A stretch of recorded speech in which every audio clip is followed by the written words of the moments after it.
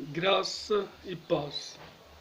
Vamos continuar dando continuidade a esse mega ensino de Cristologia do canal Ministério Som das Águas, em que você vai aprender na realidade agora acerca da convocação dos discípulos, do exemplo de Jesus aos discípulos e apóstolos, que se tornaram, como um verdadeiro exemplo para a igreja primitiva e para os pais da igreja dentro da era cristã após a morte dos apóstolos.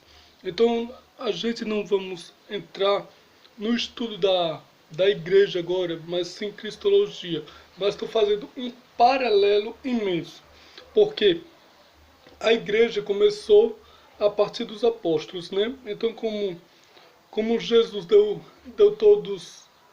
todas coordenadas, ensino, instruções. Então nós vemos que João e, e Pedro, eles tiveram como usufruir de cuidar e pastorear da igreja. Igualmente Tiago, se eu não me engano, ele foi presbítero, né? Então a gente vamos ver aqui o grande exemplo, né? Jesus ensinou seus discípulos através do Evangelho.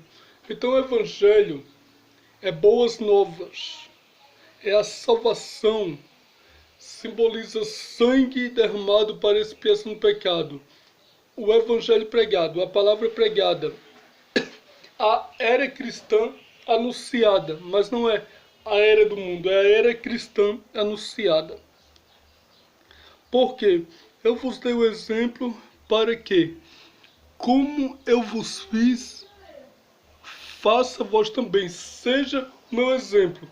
Como está escrito no livro de João, capítulo 15, versículo 15. Então nós vemos que essa alegoria de João, capítulo 15, é um dos capítulos extraordinários onde Jesus pega, conversa com seus discípulos, porque eles entendem a linguagem do mestre, mas só que os fariseus não entendiam da forma que Jesus estava falando.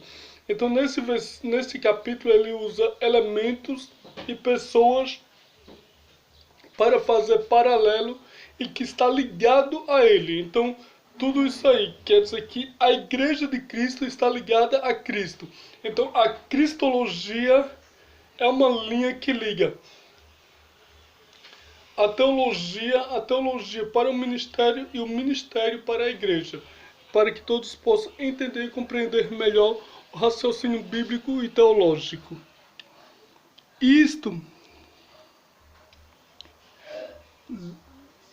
distanciou dos escribas e fariseus, que eles eram verdadeiramente povos muito críticos naquela época, né? Então, quando Jesus falou que ele era a videira verdadeira e o Pai é o agricultor, ele quis dizer o quê? Ele quis dizer assim, que ele dá fruto e ele quer que as varas, os ramos que estavam ligados nele, ou seja, os seus discípulos, para seguir o mesmo exemplo do mestre, que dava exemplo, que dava fruto, que dava continuidade ao grande ministério. Então o negócio de Jesus foi dar continuidade à grande obra. Então a cristologia é isso, é trazer Cristo para as nações, e as nações verem Cristo dentro da cristologia. Mas não praticavam o que ensinava. Ou seja, eles eram verdadeiramente homem da lei e não homem da graça, porque a partir daí então entrou a graça, abriu a porta da graça, que foi Jesus de Nazaré. Os discípulos se sentiram motivados a orar quando viram o seu mestre orando, que está em Lucas 11, 1 ao 4. As palavras de Jesus eram acompanhadas de atitudes práticas. Era o que ele realmente praticava. Jesus ele tinha várias atitudes que trazia para o dia a dia para ser praticada e executada para ter um bom êxito a obra do Mestre, de Cristo. De nada adianta a beleza das palavras se elas não vêm acompanhadas pelas ações. De que adianta você falar em alegoria, em parábola, hipérbole, falar as metafísicas da Bíblia, palavras difíceis assim, que mais pra frente nós estaremos explicando.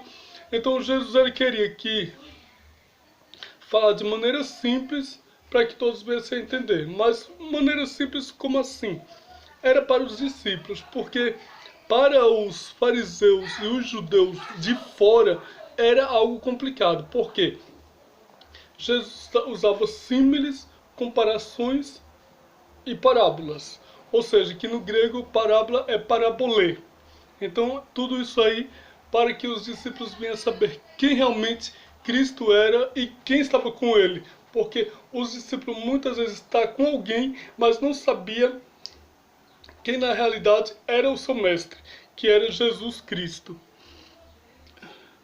O povo se convence mais rápido pelo que vê do que pelo que ouve. Por isso o mestre exortou aos seus discípulos a serem exemplo.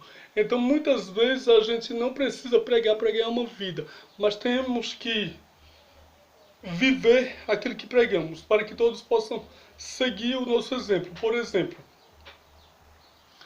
a Bíblia fala acerca do exemplo de Abraão, para nós termos Abraão como exemplo, termos Davi como exemplo, termos Elias como exemplo, vários homens como exemplo, que foram homens de fé e de coragem, até mesmo Jó, conforme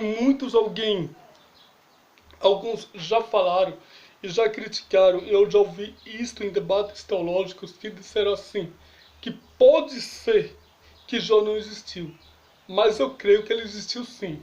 Por quê? Eu estudei um estudo profundo e observei até, se eu não me engano, ele era primo de Abraão. E desde já agradeço, Deus abençoe, fiquem todos com Deus.